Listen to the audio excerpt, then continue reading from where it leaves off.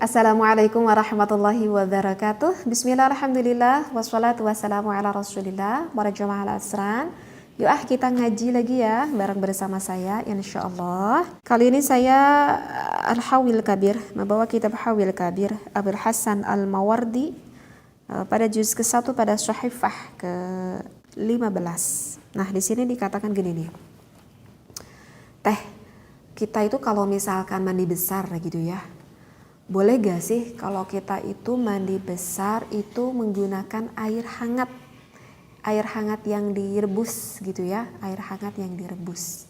Ya kita nahreuh cai heula gitu, nahreuh cai heula. Karena kenapa kok pakai air hangat? Aduh, ketika aku mau mandi subuh menit tiris pisan. Misalkan ya. Ketika mau melakukan mandi besar ini istrinya itu kedinginan banget sehingga menanak dulu air ngahanetkeun heula cai. Jadi mandi besar nate pakai air hangat yang direbus. Air hangatnya itu teh gimana hukumnya? Boleh enggak sih? Gitu ya. Karena aku teh cenah pernah dengar katanya teh kalau kita mandi menggunakan air hangat itu katanya disebut air musyammas. Air musyammas itu apa? Air musyammas itu adalah air yang dihangatkan. Sehingga kalau saya lihat di dalam kitab Fathul Qorib, air musyammas itu hukumnya dimakruhkan. Nah, jadi itu sebetulnya gimana teh? Boleh nggak kalau kita mandi besar menggunakan air hangat itu? Nah, ini banyak kesimpang siuran nih di dalam permasalahan ini. Katanya yang sering dengar katanya itu nggak boleh, katanya makruh. Nah, maka insya Allah ya akan saya luruskan ya di dalam referensi kitab yang saya temukan ini. Gini ya. Wa za'amu annal musakhana. Para ulama itu banyak yang berasumsi nih. Ini dikatakan bahkan banyak para ulama yang berasumsi musakhana bin nari makruhun. Kalau misalkan kita bersuci menggunakan air hangat itu bahwa hukumnya adalah makruh. Wa hadza ghairu sahihin. Kalau di dalam kitab ini mengatakan wa hadza ghairu sahihin, kalau ada yang berpendapat seperti itu sebetulnya itu tidaklah benar. Kenapa menganggap pendapat itu tidaklah benar? Alasannya lima ruwiya anna Umar bin al-Khattab radhiyallahu anhu bahwa pernah loh Sayyidina Umar bin Khattab radhiyallahu an kana yusakhanu lahul ma'u fayasta'miluhu. Kenapa menganggap pendapat ini tidak benar? Karena di dalam satu riwayat ada yang mengatakan bahwa Sayyidina Umar bin Khattab pun pernah melakukan bersuci menggunakan air hangat. Air hangat yang udah direbus seperti itu. Was-sahabatu ya'lamuna dzalika minhu. Dan kebetulan pada saat itu banyak para sahabat yang melihat apa yang dilakukan oleh Sayyidina Umar tersebut. Bersuci menggunakan air hangat tersebut. Wala yunkarunahu, dan mereka itu tidak mengingkarinya dengan apa yang sudah dilakukan oleh Sayyidina Umar seperti itu. Jadi kalau di dalam kitab ini yang saya temukan bahwa kalau misalkan kita melakukan mandi besar dikarenakan alasannya biasanya dikarenakan dingin ya mau melakukan mandi besar. Menggunakan air hangat yang direbus itu tidak apa-apa, bahkan itu hukumnya tidak dimakruhkan.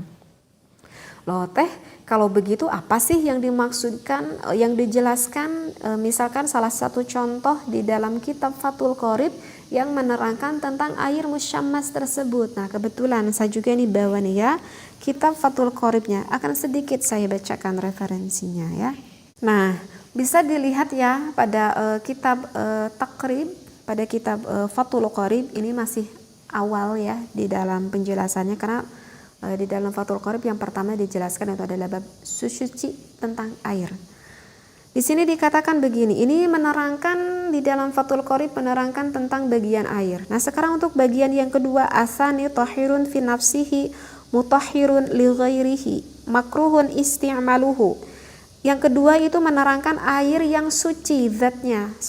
Airnya itu suci zatnya dan juga bisa mensucikan kepada benda yang lain. Tetapi makruhun isti'maluhu fil badani. Tetapi air ini makruh kalau misalkan kita gunakan untuk badan kita untuk bersuci. Misalkan kita gunakan untuk wudhu, makruh.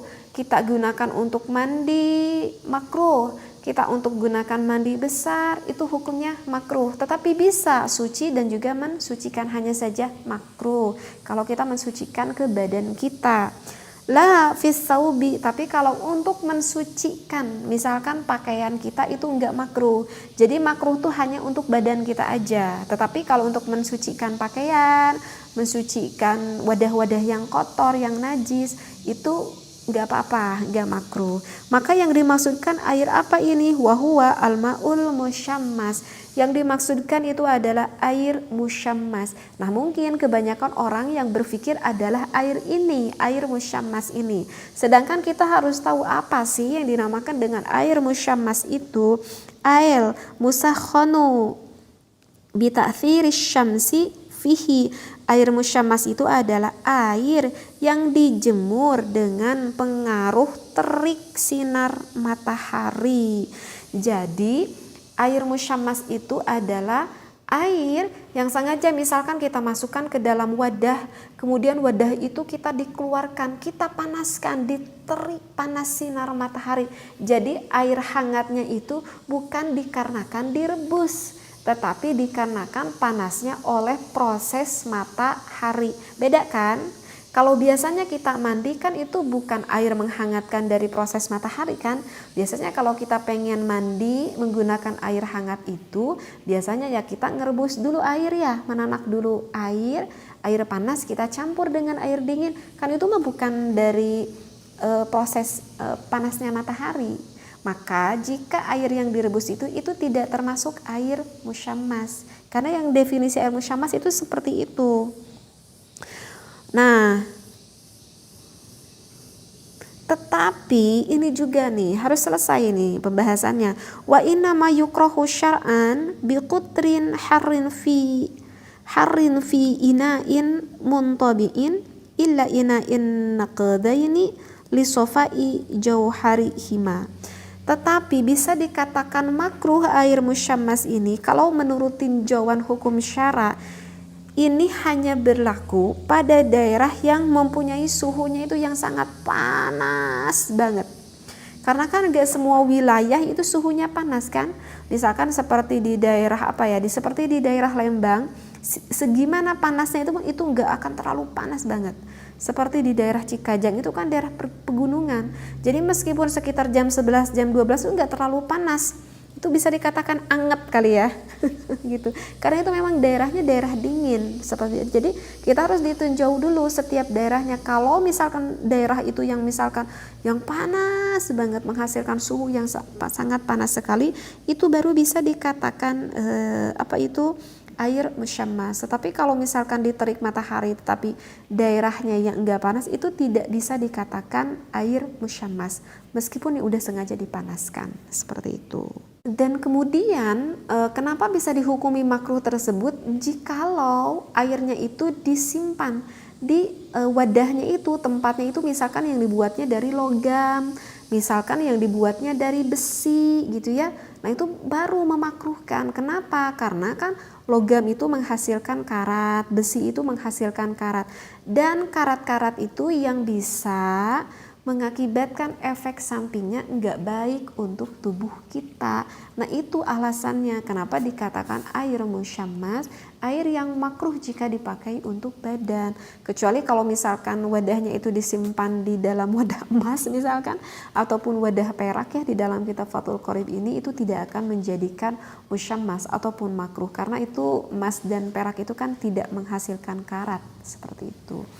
Jadi begitu mungkin ya. Jadi memang saya juga sering dengar katanya teh bener ya, gak boleh ya kita itu mandi besar gitu pakai air hangat gitu. Ya mungkin yang mendengarnya itu cuman secara garis besarnya, tetapi nggak sampai secara mendetail. Nah sekarang saya terangkan secara mendetail apa yang udah disampaikan di dalam kitab Fathul Qorib dan juga di dalam referensi kitab yang satu lagi yang udah saya bacakan. Jadi sekali lagi bagi bapak, bagi ibu kalau yang pengen melakukan mandi besarnya ya, dan mandi besar apa, dikarenakan bersuci dari haid, dikarenakan udah berhubungan gitu ya, maka boleh kok. Kalau kita itu pengen melakukan mandi besar dengan air hangat, gak perlu ragu, dan hal itu hukumnya tidak menjadi makruh, seperti itu ya.